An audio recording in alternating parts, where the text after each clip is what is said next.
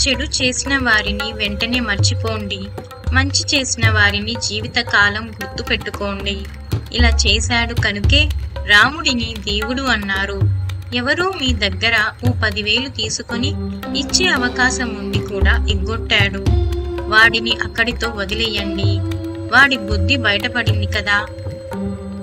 ఎవరో ఒక పూట భోజనం పెట్టారు. ఆ పూటకి ప్రాణం నిలబడింది కనుక జీవితకాలం గుర్తుంచుకోండి. ఎన్ని చేసినా పొట్ట కోసమే కదా. అలాగని భోజనం పెట్టిన వారినే కాదు, మాట సాయం, ధన సాయం, ఇలా అవసరంలో ఎవరు ఎలా ఆదుకున్నా వారిని గుర్తుంచుకోండి. ఏదో ఒక మేలు చేయండి. లేదంటే మీరు కూడా పైవాడిలాగా కృతజ్ఞులు అవుతారు. నా జీవితంలో నేను నిలబడడానికి ఎందరో సాయం చేశారు. వారందరికీ ఏదో ఒకటి చేశాను. కాకపోతే కొందరికి చాలా దూరంలో ఉండడం వలన ఇవ్వలేకపోయాను. పోయే లోపు ఖచ్చితంగా ఏదో ఒక మేలు చేసే తీరుతాను.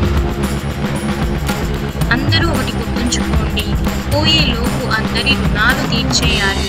లేదంటే ఆ రుణం చెల్లించడానికి మళ్ళీ జన్మెత్తి రావాలి. రుణానుబంధం అంటారు కదా, అదే ఇది. ఒక్కొక్కరు ఇంటి నుండి కదలరు, కానీ భార్య వలన, బిడ్డల వలన కాలం గడిపేస్తాడు. మరొకరు పుట్టిన కొన్నాళ్ళకి మరణిస్తూ ఉంటారు. తల్లిదండ్రులకు శోకం కలిగించి పోతారు. వారి రుణం అంతవరకే. ఇంకొకరు భార్య రూపంలో వేధిస్తూ ఉంటుంది. పూర్వజన్మ వేధింపుల ప్రభావం ఈ రుణం.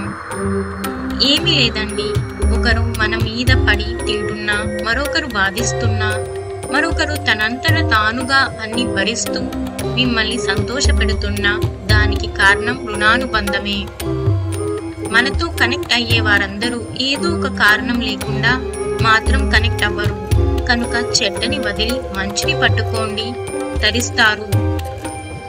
చెడునే తలుస్తూ కూర్చుంటే మానసిక వ్యధ, తద్వారా అనారోగ్యం తప్ప ఏమీ ఉపయోగం లేదు. ఎవరో ఏదో అన్నారని బాధపడవద్దు, దానికి కారణం ఉంటుంది. మనకి మనం మంచిగానే కనిపిస్తాం. మీలో నుండి మీరు బయటికి వచ్చి ఆ పరిస్థితిని గమనిస్తే తప్పు చేశామా, ఉప్పు చేశామా అనేది బోధపడుతుంది.